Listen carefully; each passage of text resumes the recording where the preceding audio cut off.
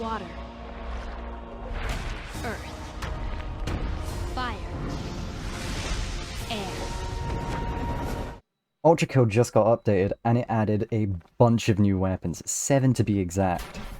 And today I just kind of want to go over all the weapons, what they do, and how you can incorporate them into your own gameplay.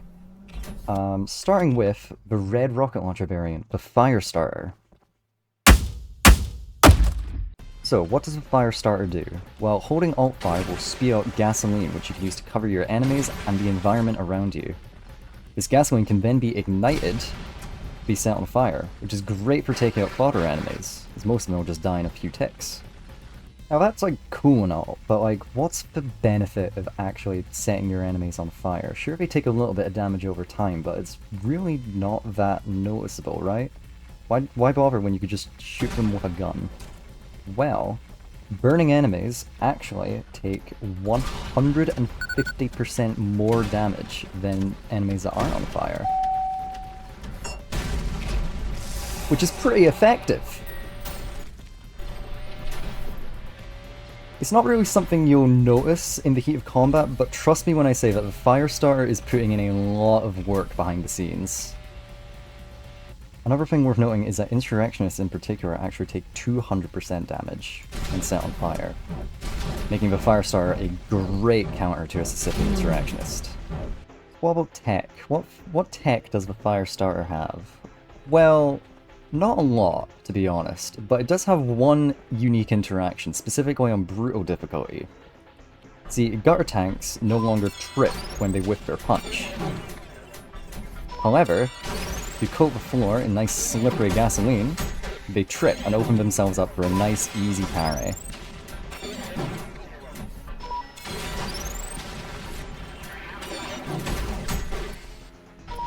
The Firestarter also has a little bit of movement tech. See, when you're sliding on gasoline, V1 will actually maintain its momentum, even without you moving. So you can use this to coat the gasoline beneath your feet as you're hopping, and preserve all of your momentum. The best way to do this is to start spraying the gun with gasoline just before you hit the ground.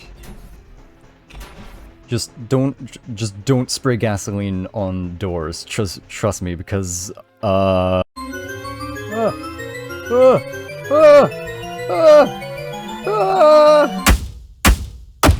Jumpstart is the red variant of the Nailgun, and it packs a punch. Shooting the alt-fire will attach a cable to an enemy, which will slowly charge an electric shock, and after about 5 seconds deal a bunch of damage. Attaching the cable also doubles the fire rate of the primary fire. The cable only has a range of about 20 meters. Standing outside of this range will destroy the cable and render it useless. So make sure to stay within the range of your target. Damage of the shock increases if there's more nails implanted in the enemy. More nails means more damage.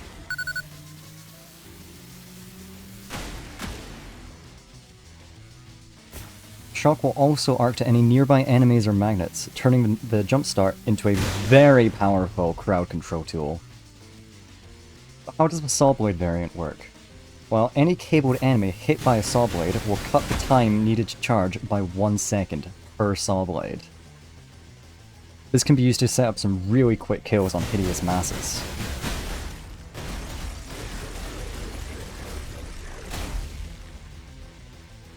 And one more thing to remember, just be careful when using this underwater because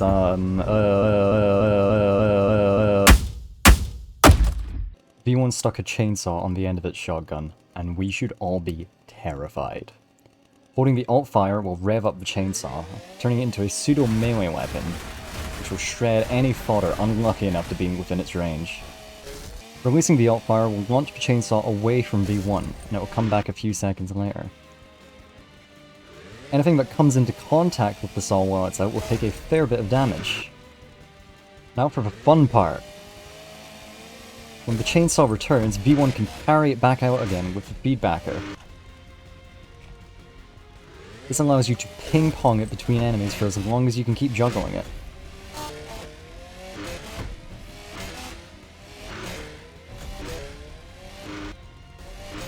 The chainsaw has about a 5-second cooldown, but if you can keep juggling it for long enough, you can rev up another chainsaw, and then launch 2 at the same time and juggle both.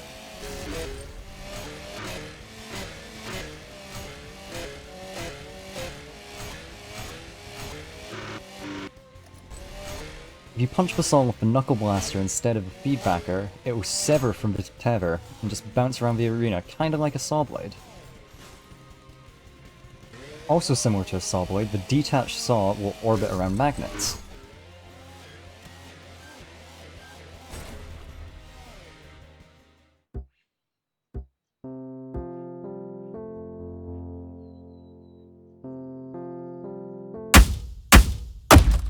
The Jackhammer is the new alternate shotgun, and it can be found here in 7-2. To unlock it, you need to get through these hook point courses as fast as you can.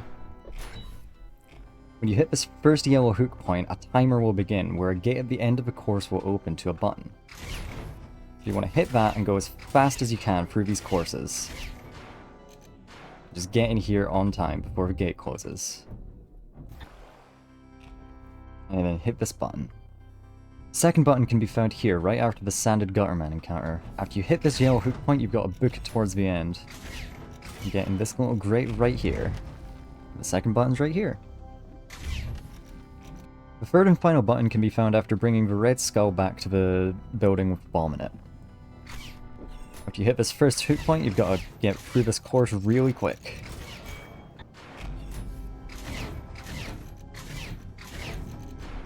And then down in here, and there's the third button. One tip I have for going fast is to utilize what's called a whiplash cancel, which is basically when you cancel your whiplash mid-flight. You can do this by either punching or just hitting the whiplash key again. And what that will do is it will preserve your momentum and basically turn these green hookshot points into blue ones, where it will just fling you. You can do that to get across here really quick. So you can use those to just kind of bounce yourself really quick and get where you need to go. Once you've hit all 3 buttons, you want to come back to this church where you fight the 2 guttermen outside. There's a hole in the ceiling that if you climb up here, you can break in down here. And then this door here will be open. Come down here, and this lovely little chap here will have your new alternate shotgun. Now, let's talk about the weapon itself. Holding the primary fire will pull back the hammer, and then releasing it will deal contact damage to anything in front of it. Now, you may have noticed this dial on the side of the weapon. What this is a sort of speedometer that tracks how fast V1's moving. The faster you're moving when you hit an enemy, the more damage it will do. When it's in the green gauge, it will do 1 times the amount of damage. When it's in the yellow, it will deal double that. And then when it's in the red, it will deal a whopping 4 times the amount of base damage. So the general strategy for this weapon is you want to be moving as fast as possible when you hit things. So what are some good ways to build up speed? Well, using the whiplash will just set it to yellow in the gauge by default. However, if you recall back to the whiplash cancel technique we were talking about earlier, whiplash cancelling will stick it in the red gauge, creating a very consistent setup for doing high amounts of damage. But what are some other ways of gaining speed? Well, some other consistent ways of gaining speed are dash jumping, slamming, and rocket riding. A maximum velocity hit from the Jackhammer is actually enough damage to take out Marisha's face, Virtue,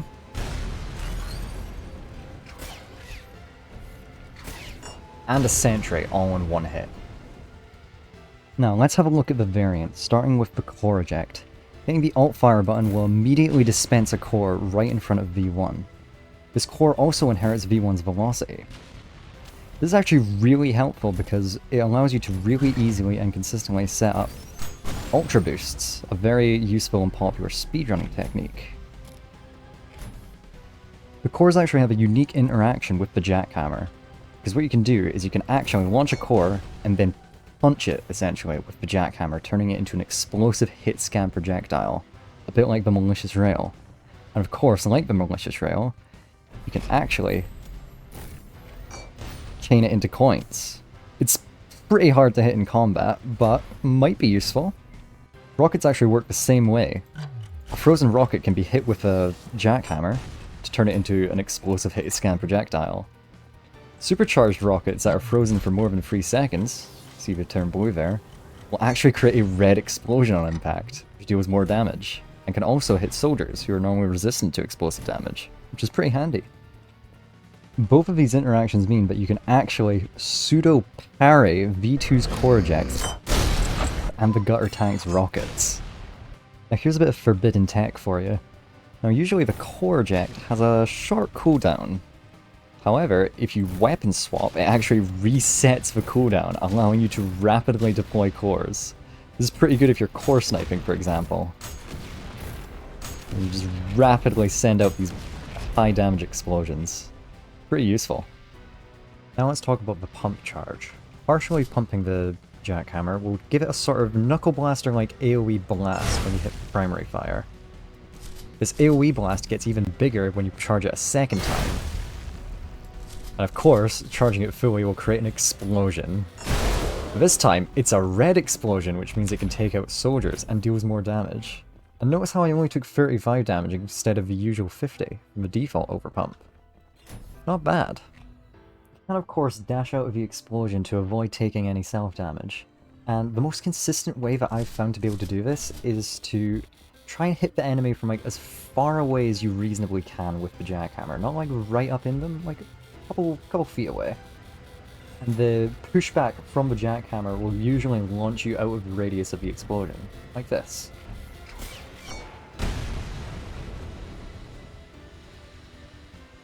And finally, the sawed-on variant. This one is pretty much the same as the default sawed-on, but the only difference here is you can actually launch the Sawblade with the Jackhammer, which is pretty fun.